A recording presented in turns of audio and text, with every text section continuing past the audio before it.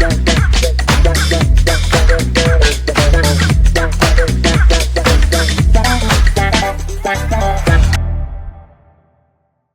and welcome back to the Real Family Reviews podcast, formerly known as D&D Reviews. I'm the daughter. And I'm the dad. And grab your popcorn because today we are finally talking about Shelby Oaks. Why didn't you give it to the police? I needed to see it for myself.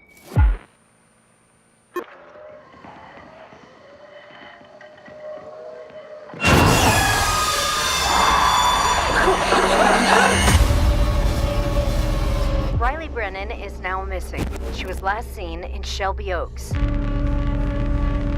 There is a dark and deeply haunted history in the woods of Shelby Oaks. My sister isn't the first to go missing. What's left in Shelby Oaks is death and rot.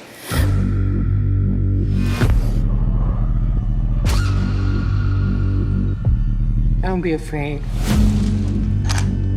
You should be proud of her. Riley. Please, baby. Hear me.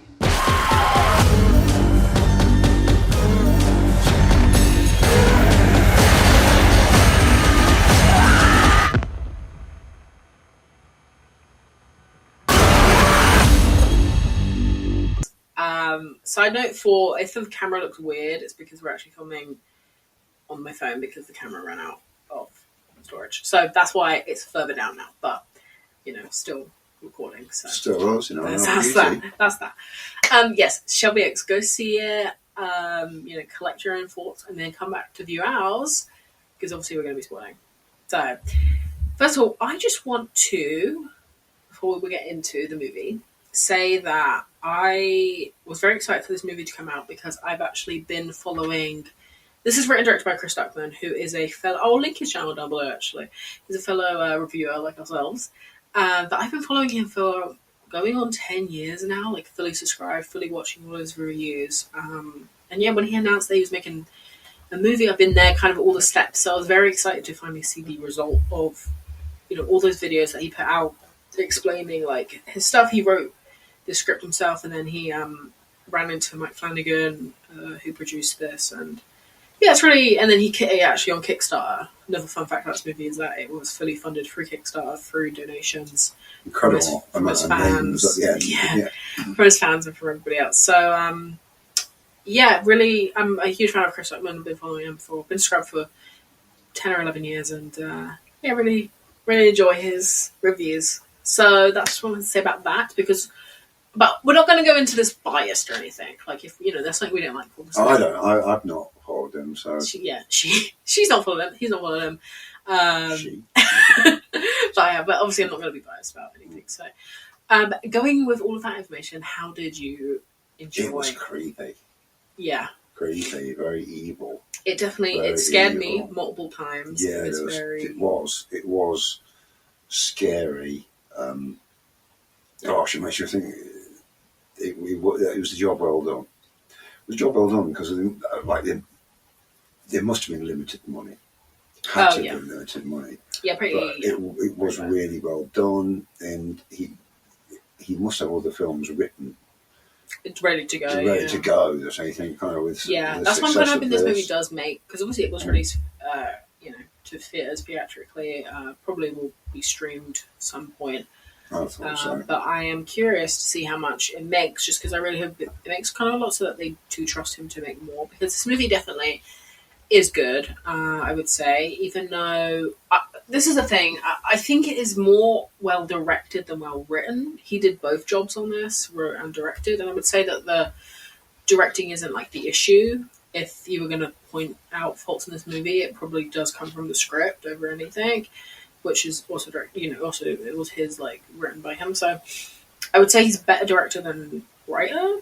But I am curious I'm curious because this movie was filmed a while back.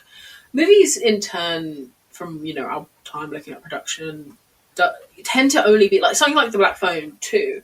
That was filmed in January of this year and released. Movies tend to. And it's out in November. Movies tend to, not only filmed in probably like a year before they're released. This movie was filmed 3 years ago, and it was just looking for backers to release it theatrically and do all of that. So obviously, I hope it doesn't. He does. I hope he's able to, direct another movie and from another script, because it does take.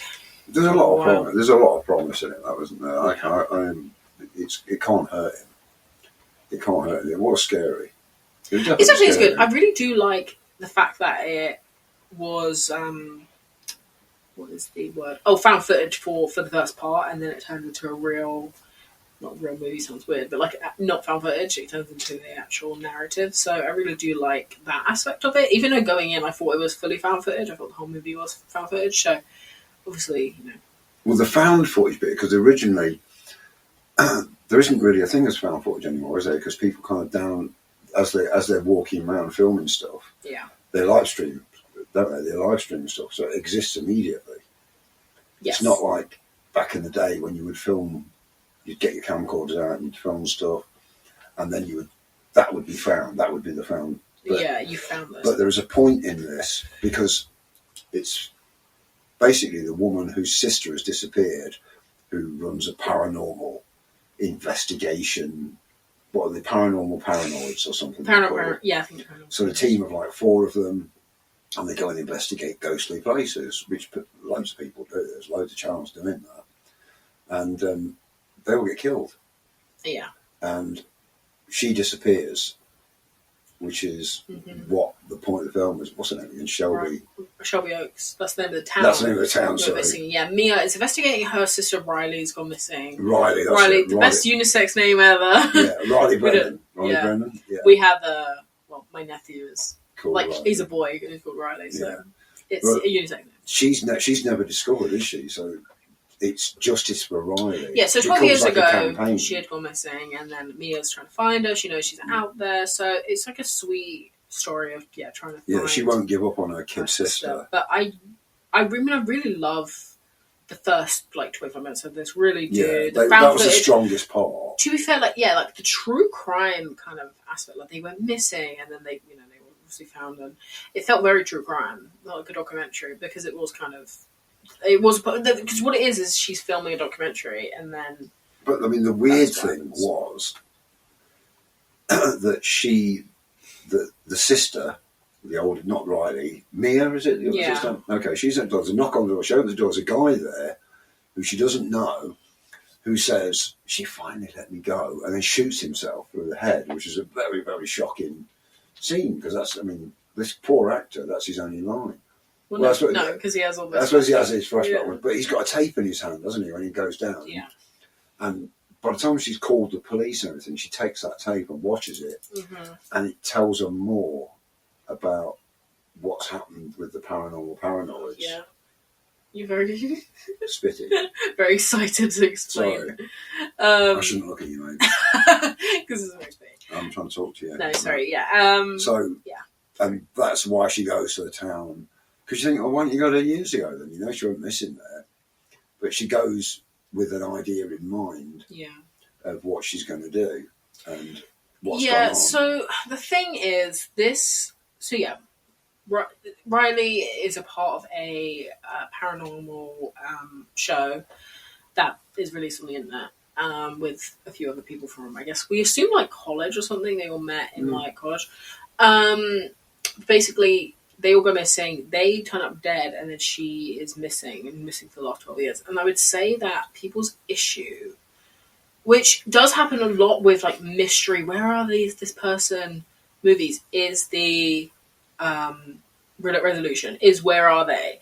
And people issue with this was kind of what ended up being was that she got taken by the guy that killed everybody else, and then is, I guess, a essay warning, but raped and forced but she's to marry. she's kind of a baby factory, isn't she? Really? Yeah. So no, yeah. It's sad. It's kind of sad, but I think a lot of people think it's so cliche that that's why it's like an issue. But I thought, I may be wrong, but when she looks at the tape, there's lots of shots of Riley with this guy who shot himself, and she's like always got blood stains down in her groin region. And I thought that she was, because it's about, I can't think of the name of the demon that they're sacrificing to, but I thought they were sacrificing these babies to this demon. It's the same... Tarantus or something. No, it's the same one as in Hereditary. Do you remember Hereditary? This is why they say it mixes with Hereditary. Yeah, but I mean, I thought... Because it's the same demon. I thought they were sacrificing these Paimon. babies... I think it's Paimon. To this demon. Lord Paimon. Yeah, I don't really know what it felt. It was kind of a mix of a lot of stuff, because even... It was wrote in that, like, when she was a kid, she saw this, like, devil something outside a window, which was freaky, like, those shots of... Because it was on the second floor. What they'd call the second... Yeah, it was on the... We'd call it the first floor in this country, but in America they call it the second floor, so, like, 12 feet in the air or something like that, looking through the window at her. Kind of crazy. You look around in case... That's looking around our window, because I sure as we were on the... But one night when Mia's sleeping in her bed... She sees this thing looking through the window at her, doesn't she? Whatever it is, it's just a blurred sort of character. And that was, at the end, she was the one it wanted, I thought. I'm so curious what the original... Oh, this was my whole point of why I brought up when it was filmed, because this was originally, like, had a test. Someone even, I saw in the comments, we just watched a trailer to reinvent ourselves, because we actually did see this, like, a week ago, but... someone did say, "Oh, I watched this 13 months ago and was part of the test screening audience." And sorry, were you right? You just listening. Was part of the test screening audience, and like, I'm so curious what he changed, and so am I. I'm very curious what the original like end of this movie was, or movie in general, because it apparently went through some changes. Serious changes? I mean, I have no clue what got changed, but it was enough that it halted it by like a year just so they could re-edit, re-change film, whatever. I guess the ending, my assumption would be just because it's like the pivotal moment, so maybe it was a different ending. But it feels a bit like busy in terms of a script, like how much stuff is going on. There is a lot going on, yeah. Because even maybe cut the childhood stuff out, just have it be a straight old fashioned like murder. Yeah, that's what we said about another. Wait, do you want to talk about Black Phone 2? Link I will read down below.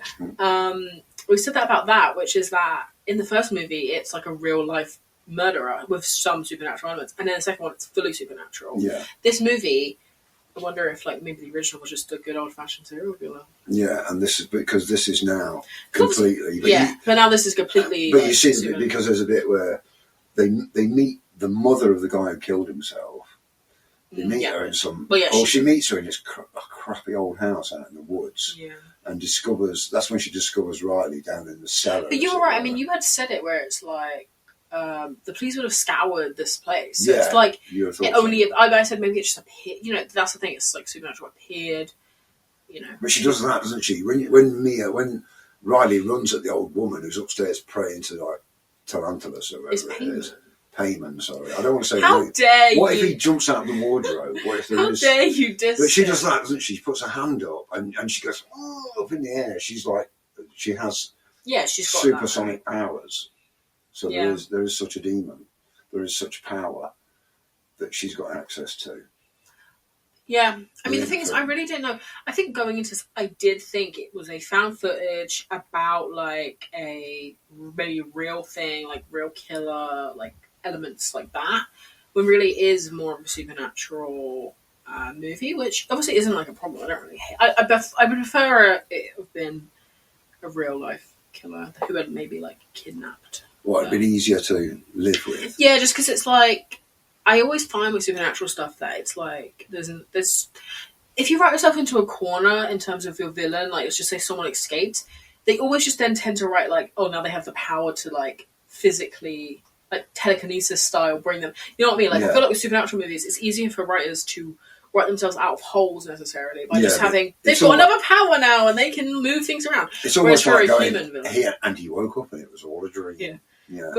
But for like a human villain, obviously, you've got it would be less able to write themselves into kind of like that part. So yeah, I'm very curious what the original was, like script was.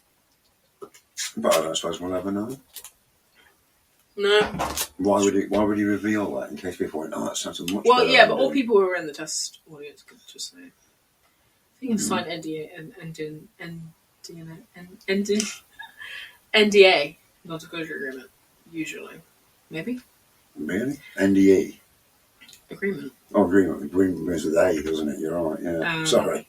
Actually, fun fact, we've been to so many hundreds and hundreds of screenings of movies in different cities, everything. The one time we were basically asked anything in terms of that was Terminator. Yeah, it was donkeys ago, wasn't it? Yeah. 6 years ago. When we went into the thingy, they had a bunch of paper, stacks of little papers, and pens or pencils, and give them out to everybody going in, and was like, can you write, like, and it was like questions like, what was your favourite performance in this? And then it had like, Linda Hamilton, Mackenzie, and then you tick. What what was your issue and stuff like that. What did you like? What did you so then I started thinking, was that like a test? Or cause the reason they would do that is so that they can then change the movie. But if it's already released, they can't really take people's opinion. Well, what was that? When we walked out of the cinema That's the only tonight, time. when we walked out of the cinema tonight, in one of the escape ones or whatever, there was those 3 women outside with like sheafs of forms. When we went to the cinema tonight, literally, as we walked out, you know that thing with the blue that's lit up, the screen that's blue on the outside? Oh, I don't know. There were 3 ladies there handing out. I think that's so that they can just make sure everything's okay. Like, right. Well, I've never seen that before. They didn't ask to talk to us. They didn't, because we weren't going into that film. I assumed it was for people who were going into that film, that they were going, please fill this out. Sign it about we saw Die My Love, link down below for the review. It was really random, yeah. Most of the time when we go to see something out of the movies, the cinema, the staff there will come in and look around to make sure that everything's okay, and then they'll leave. Sometimes, like very kind of rarely, they'll look around and then they'll come and walk up the aisle and then come back down. And then that's it, they'll just do it one time, that's fine. In this movie, Die My Love, which didn't have that many people and wasn't like a huge crowd that they would have to do this, they came in, looked around and went up the thing like 4 times. Yeah, it was crazy. It puts me off because I always stare at them. So when they look round like this, I want them to go, ooh. Why do you do that when they're just doing that? Because I'm showing them that they're putting but the thing is, you can, then they're like, this guy has something, let's go up there and like. Well, no, because I'm aware of my surroundings. When we also had somebody set their phone off immediately after the warning came up. The warning came up. The movie was still on the opening credits, so it wasn't like too bad. But we're on about a different film. But it's just because it's just because like cinema like test screenings and stuff. Yeah. But yeah, so random they came and looked up 4 times. Really, it was crazy. Odd. Must have been a new girl. But fun fact: when we went to see this movie, we saw on Saturday night, like a few weeks after it came out. Though there was one guy in the in there, and I always say because I book it, I always say, "Oh, how many people do you think are in there?" And then he'll always be like 7, a different number. You said like 10, and then we went in there. There was one guy, and then the guy looked at us and was like, I thought I was going to be the only one in here. And it had a flashback to Lords of Chaos from like 6 years ago. We saw it. And the guy, oh my God, it was so funny. We sat there. Dark metal freaks on It's full of loads of guys. I think I was the only... You were the only I was the only girl in there. And the guy... God, that still has. He wanted to sit. That has the most gruesome death scene in that movie. Yeah, what when he stabs him in the head? No, the suicide scene earlier. Oh, God, that's horrible. That is so bad. That's two different, very graphic movie. Yeah. But the guy, it was like a guy up 2 rows in front of us, and he was looking around. And this is pre-COVID, by the way. Which when we see movies in COVID, we always used to either sit next to somebody or we would sit on the 2-seaters. Now, less people go to the movies because of COVID, so we can sit kind of where we want. Yeah. But this guy clearly had only been to movies. Yeah. Sad. But this guy had clearly only been to movies where there was a bunch of people because we came in, he was like, we could sit wherever we want, you guys. Yeah, we could sit together. Like, we want to sit with you, weirdo. It was so random. Because it was off his head. But I don't think he was foreign as well. Because it's a Norwegian band, I think. I think maybe these were Norwegian, but they were definitely death metal people. Oh, yeah. Because this was an original Oslo dark metal, wasn't it? That's what they kept saying, Which is what they... But we're really getting off the subject here. I talk about cinema. That's just because that one guy had flashbacks for us. When you get one person, But I always wonder if he was like the guy who saw Shelby Oaks, if he was like a fan, or because sometimes people were like, "Oh, horror movie, like on a Saturday night, we'll just go see it." They don't actually like care that much about what it is that they see. I don't know.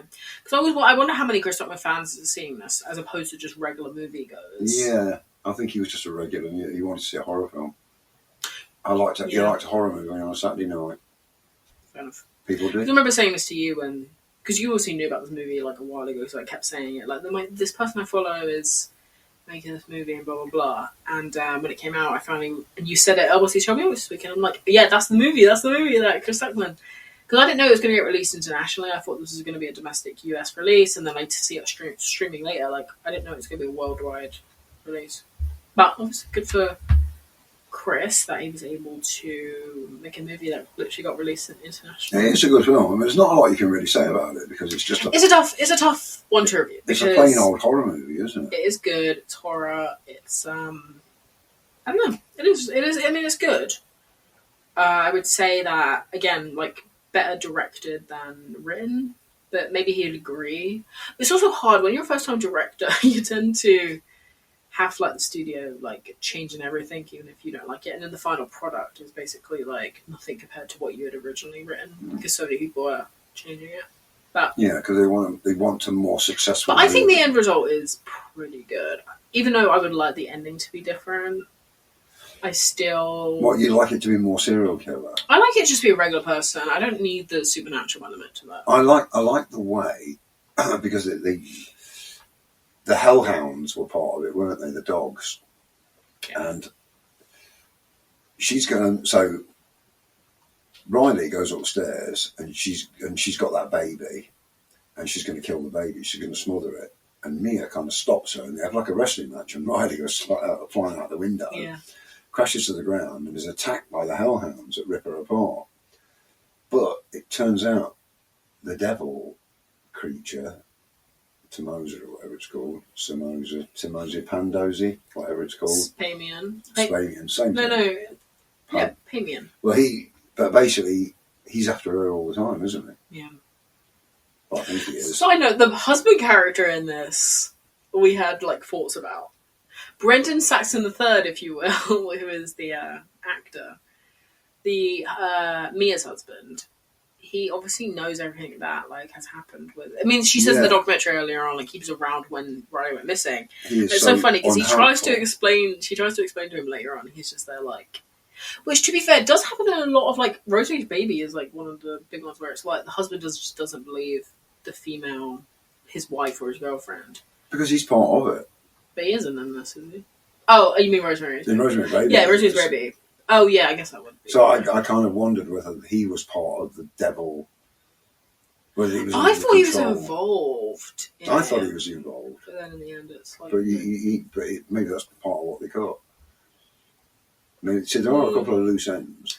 Yeah, there are a little bit of like. But as you say, it was so cluttered. It was cluttered in its way. It's a busy script. Like you would think, like certainly after. If anyone else looked over that script, you'd be like, okay, cut this out first of all. This character doesn't even show up. Keith David, though, very fun scene. He plays the, like, I guess, ex-warden of the prison that one guy was in. He is very fun. He's in, like, just one scene, but it's very... When he's sitting there drinking. Yeah, what's the line he says that you like? Something about, he just stood there for... There was a riot broke out, and... 11 people died, and he just kept staring out the window, like, looking at the, sort of gazing out. Yeah. Which is the creepiest thing you'd ever seen. It is funny that it feels very... All of the scenes with the paranoids where they're like, going to their hauntings do feel very Blair Witchy.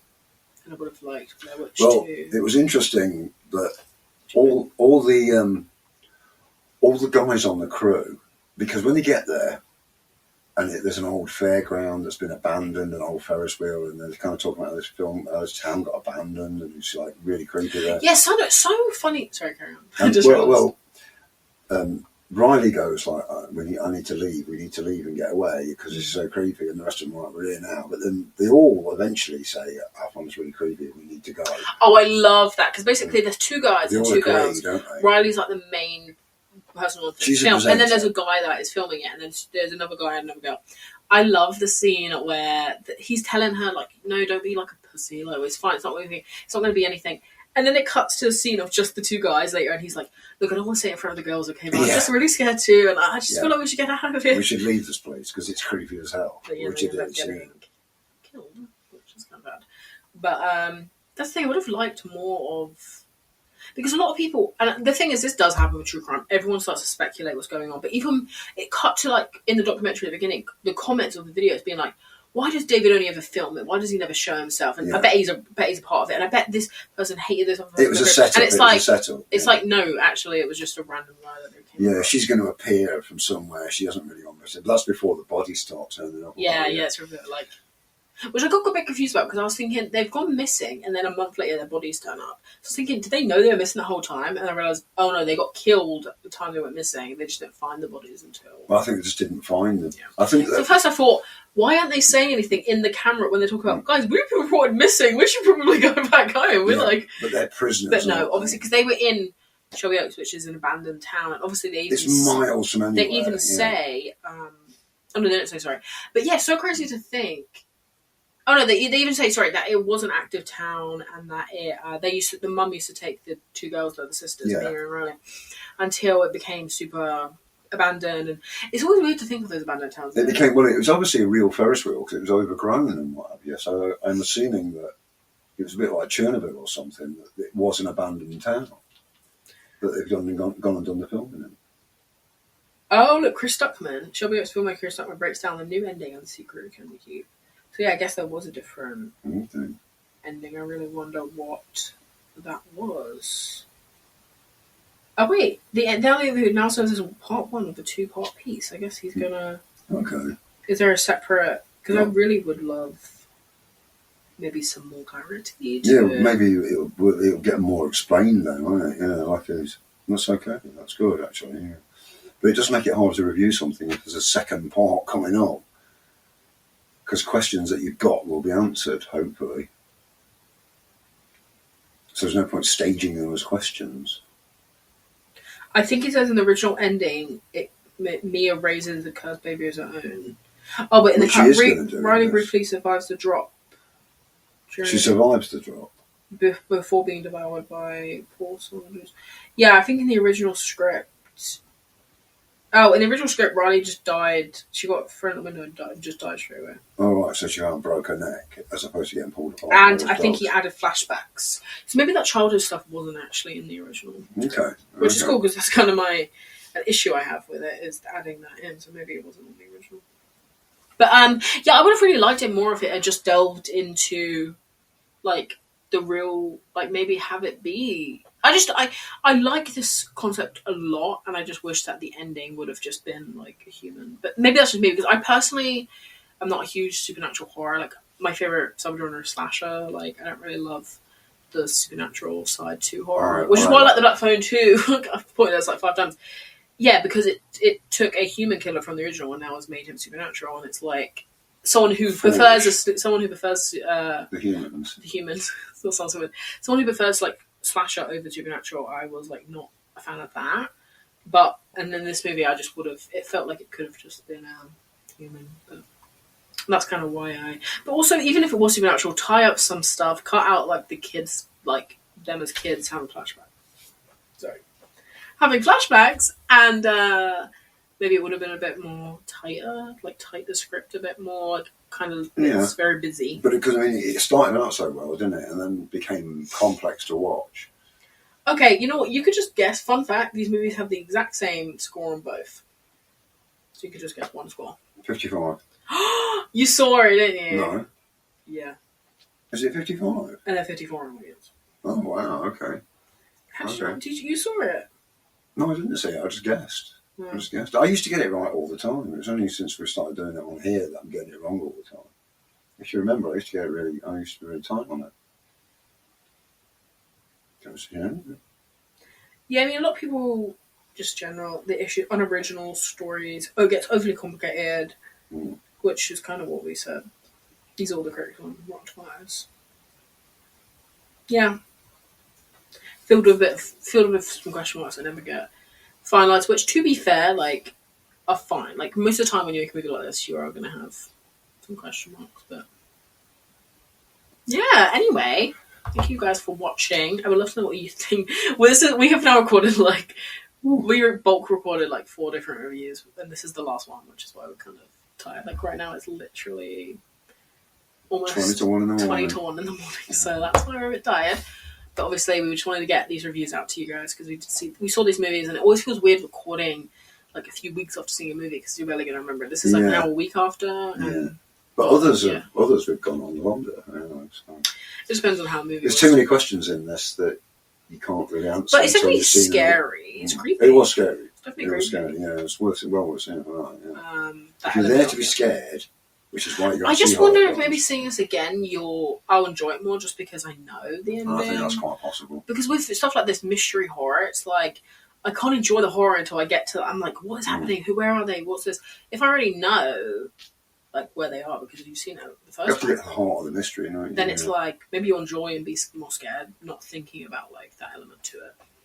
Anyway, that's all I have to say about that. But I love Chris Stuckmann, and obviously I would want to see what he does next because he is. Well, part 2 of this, apparently. Thank you. Oh, sorry. And good night. Thank you, bye.